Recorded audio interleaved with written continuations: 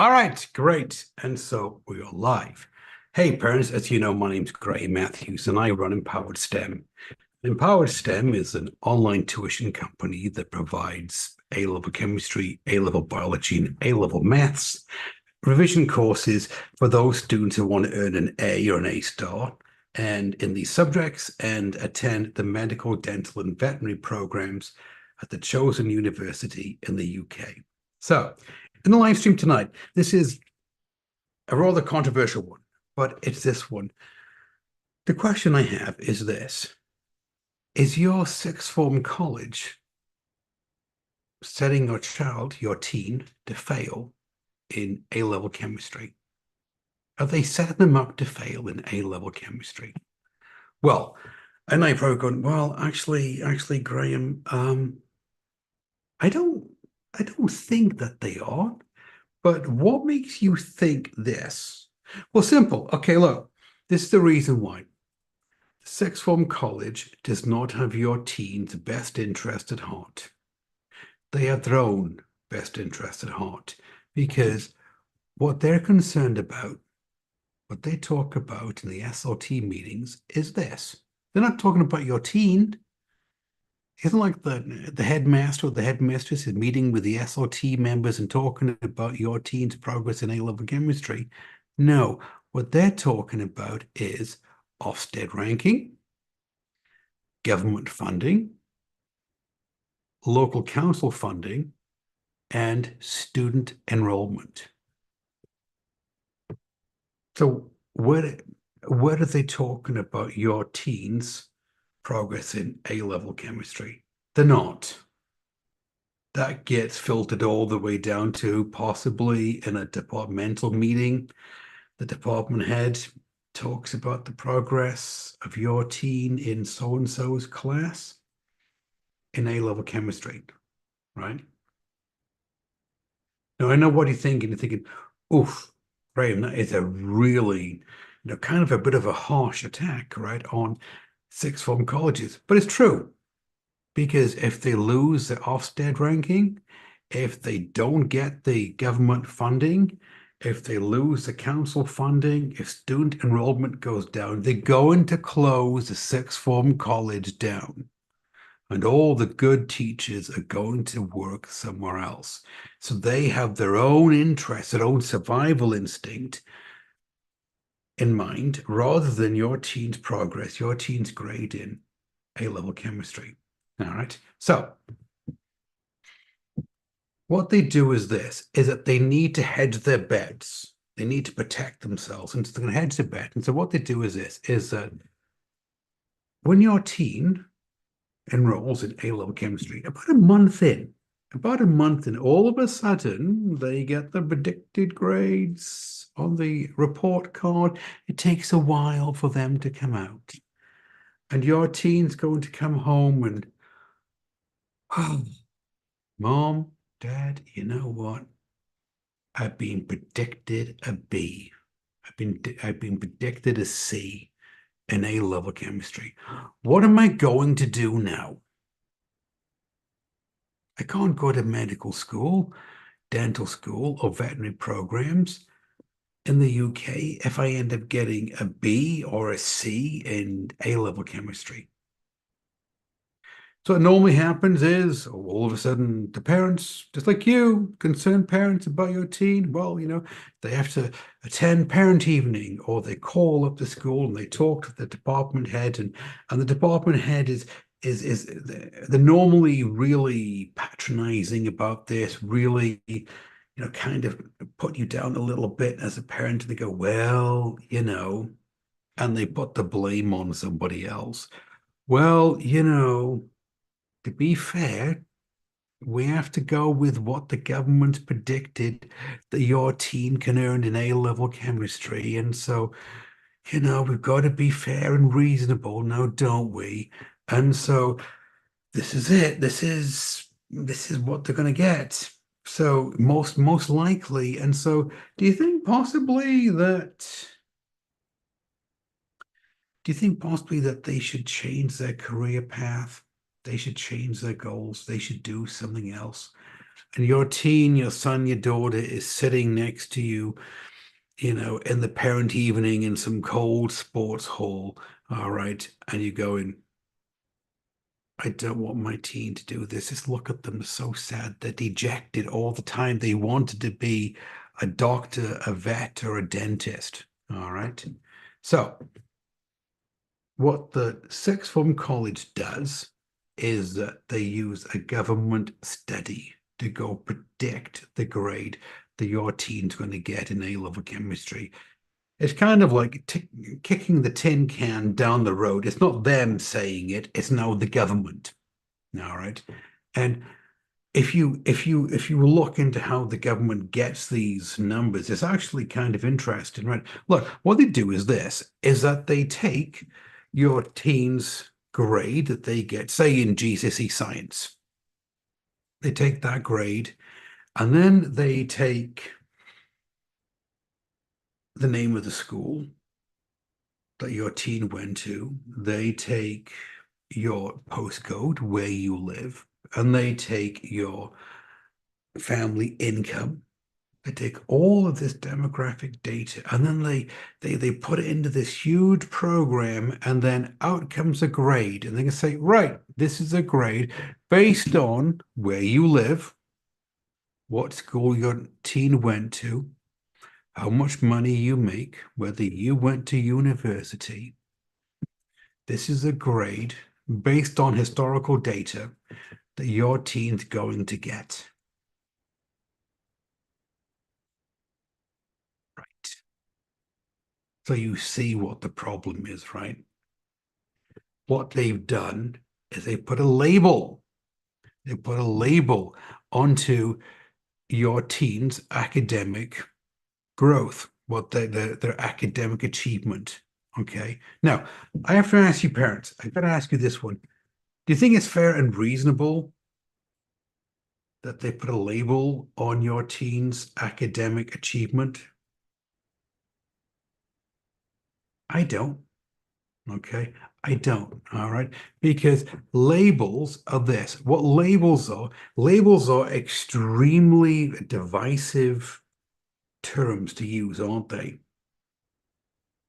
And so a label in this context, it can either be an empowering label that's tied into a growth mindset from Carol Dweck, or on the other hand, it can be a disempowering label that's connected to a fixed mindset from Carol Dweck's work, right? 2020.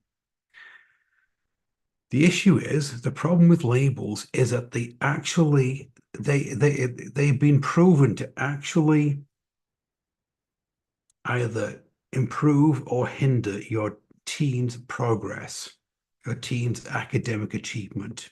Okay. Look, what they did is that they did the study. So this actually comes from a white paper. They did the study, and what they did is that all these students in one class, and they said to the class, right, oh, well, you're so bright. You are the bright student in this. You're going to find this exam this test so easy to do. All right. I mean, you're just superstars. You're overachievers. And then in the other class, they said to students, well, it's kind of a difficult test. Not too many people are going to pass it. I mean, I just want you to try your best. I mean, not everybody is cut out for this kind of, academic work, are they? And you know what?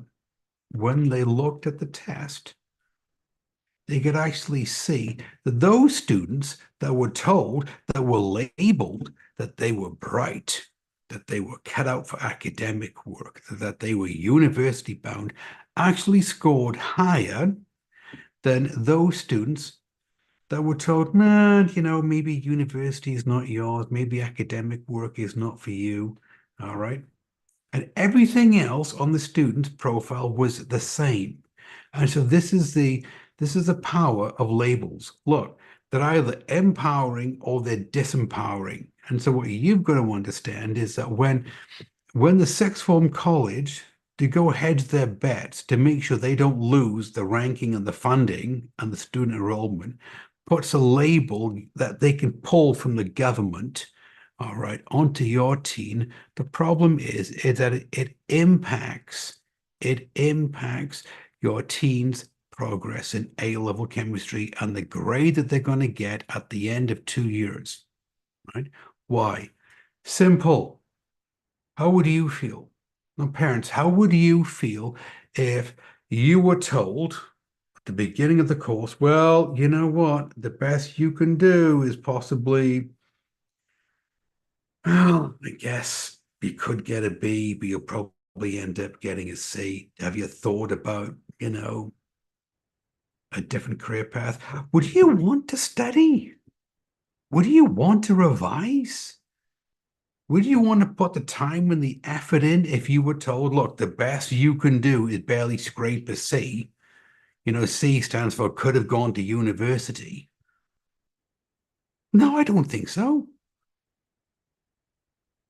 Or, on the other hand, if you were told, well, yes, I can get an A or an A star. Well, yeah, I mean, wouldn't it be great if your teen was told that they could get an A or an A star in A-level chemistry? Like this is what they could achieve. And all of a sudden, they're walking around sixth form college all pumped up with pride because they believe that they can get an A or an A star in A-level chemistry. All right. So this is the problem with labels. And this is the problem that I have with labels is that labels are dangerous things because they can either empower your teen or they can disempower your teen, and they can change your teen's trajectory and academic achievement and whether they go to medical, dental, or veterinary programs at chosen university in the UK, right? Now, labels are something that you should ignore when it comes to A-level chemistry, all right? You know who else ignored a label and became one of the most successful people of all times? Is Arnold Schwarzenegger. Arnold Schwarzenegger, right? If he'd listened to the labels that society had put onto him, he would still be in Austria. All right. Now this comes from his autobiography. All right. He is dyslexic, and when he was a teen, according to him, he was a gangly teen, and he wanted to be a bodybuilder. And not only did he want to be a bodybuilder, he wanted to be the best bodybuilder of all time. Now, here's this gangly 16-year-old teen who wants to be a bodybuilder. Yeah, right. This is a label. I mean, everybody looked at him and said, no, label, you are this gangly teen. All right. Now, luckily for him, all right, he ignored the label. He moved to America and he became friends with Joe Weider. And Joe Weider sponsored him. Joe Weider believed in him. So here we go. Joe Weider was the external force that believed in Arnold Schwarzenegger and said, yes, if you want to be a bodybuilder, you can be a bodybuilder and you can be the best bodybuilder of all time if you believe it. Now, in one of Arnold's speeches, he said, ignore the naysayers. Because after he became the world's best bodybuilder of all time, the next thing that he wanted to do was be the biggest action movie star of all time. Now, according to Arnold, his accent wasn't accepted by the movie producers. They said, Arnold, your accent is so thick, we can't understand what you're saying. And like, look at you. I mean, you are huge. Arnold didn't let this label that society had put on him change his view. No, he just went ahead and he took acting lessons and he took voice lessons and he put in the time and the energy, the grit and the graft. And guess what? He made all these movies. And then after that, he decided that he wanted to be the governor of California. And people look around and say, Arnold, seriously, look, you're a bodybuilder and then you're this action movie hero. And now you want to be the governor of California? I mean, really? And he did because he believed in him and because he believed that he could do it, right? And this is the bit. In all of these stories from Arnold's life, there was always somebody on the outside who had the belief, somebody external to him that had the belief that he could do this. And as soon as Arnold decided he's going to overcome the label put on him, the sky was the limit. All right. Now, another example, Barack Obama. You move from bodybuilder to Barack Obama. Barack Obama was the first African American president of the United States. Now, according to Obama's autobiography, his words, in high school, he was raised in a poor suburb of Chicago, Illinois. In high school, he was drifting. He was involved in activities that he really shouldn't have been involved in. He wasn't going anywhere with his life until, wait for it, you'll see the similarity now. He met Michelle. And Michelle, external figure to Barack Obama, Michelle believed in him. She saw something in him. And she said, Barack, you've got to straighten your life out. What do you want to do? And Barack Obama said, I want to be the president of the United States. No, you got to stop and pause a minute. Here's this young man from a poor suburb of Chicago, Illinois, never had any political aspirations in his life, any political training at all, any political experience. He went to Yale with Michelle, and then he decided he wanted to get into politics with zero experience. And you know what? He quickly rose through the ranks because he was a younger senator at the time. And this is the bit. He was the first African American president, and he was president for 8 years. Now, parents, you got to stop and ask yourself, if Barack Obama had decided to believe the label that society had placed on him, he was a poor African American man from a poor suburb in Chicago, Illinois. Do you really think that he would have put in the time and the effort to get into Yale? Do you think he really would have put the time and the effort in to be the first, like a very young senator, like the youngest senator of all times? Do you really think that he would have put the time and the effort in, put in the grit and the graft in order to become the first African American president of the United States? No, he wouldn't have. And neither would have Arnold.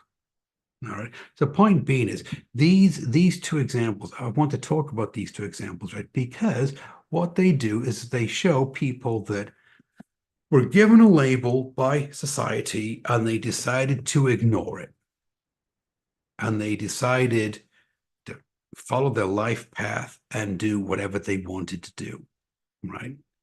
And this is the reason why I tell you, parents, what you need to do is ignore the labels that your teen sixth form college puts on your teen regarding A-level chemistry, because what it is a label, and if it's a low grade, it's a disempowering label, and it's connected to a fixed mindset.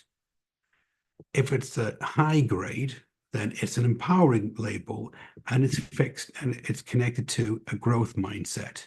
Because the problem with labels is this. Labels are onboarded at the identity level. This is coaching speak, but basically they're onboarded at the identity level. And so your teen is going to believe, I'm smart enough to do A-level chemistry, or no, I'm not smart enough to do A-level chemistry. And identity affects beliefs and it affects behaviors. So what happens is this. If they're told that they're not going to do well in A-level chemistry, well, they're not going to put the time and the effort in. And so now it becomes a self-fulfilling prophecy. The grade drops, the motivation drops, the effort drops. And then, of course, they end up getting a poor grade. And the sixth form college has protected itself because now they can say, well, yeah, you see, but, according to the government study, your teen got the grade that they should have got. So we did our job. This is just life, right? Or is it? Now, if you ask me, the next question that parents ask is, well, yeah, but Graham, hold on. Are you saying that that you believe that all teens, all the students that take the courses at Empowered STEM, they can walk out with an A or an A star? Well, let's go think about it. All right. To get an A, 1 out of 3 candidates get an A. 1 out of 5 candidates get an A star.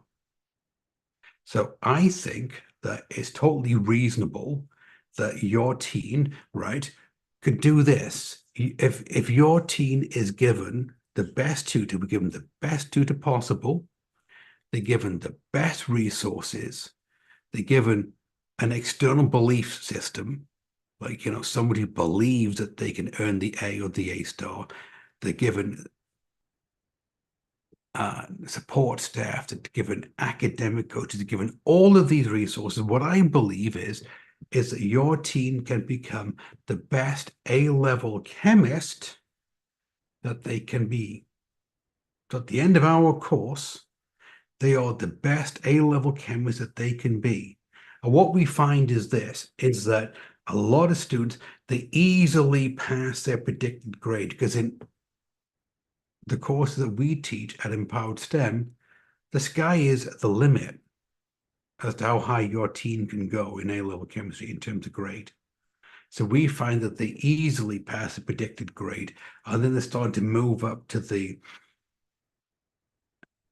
aspirational grade, and then they're moving up to the A and the A star in A-level chemistry. All right. So tonight, look, what I wanted to do is this. I just wanted to come in and I want to talk about this rather controversial subject. Okay. Do I believe that your teen sixth form college is helping them fail A-level chemistry? Yes, I do. And the reason is because they're putting a label on your teen. And most labels, what they do is they downgrade to go protect themselves. And because your teen then embodies this label at the identity level, it then begins to alter the trajectory, their academic achievement in A-level chemistry. All right. So having said that, look, parents, if what I'm saying makes sense, you're going to go, well, actually, Graham, every night you're doing these live streams, and you know what? You have this holistic approach towards education, and Empowered STEM is a different company. You got this like different attitude and angle to helping my teen become the best A-level chemist that they can be.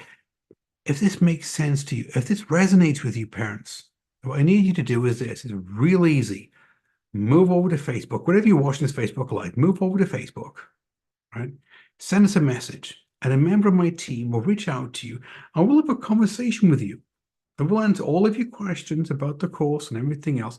And what we'll do is on the call, we will put a blueprint together for you, your partner, and your teen on the call, and we'll show you how easy it is for your teen to move, from where they are in the markbook grade, to break through this label that they've been given by the sixth form college, move up to their predicted grade, the aspirational grade, up to an A or an A star in A-level chemistry, so that they can follow the live stream and attend the medical, dental, and veterinary programs at the chosen university in the UK.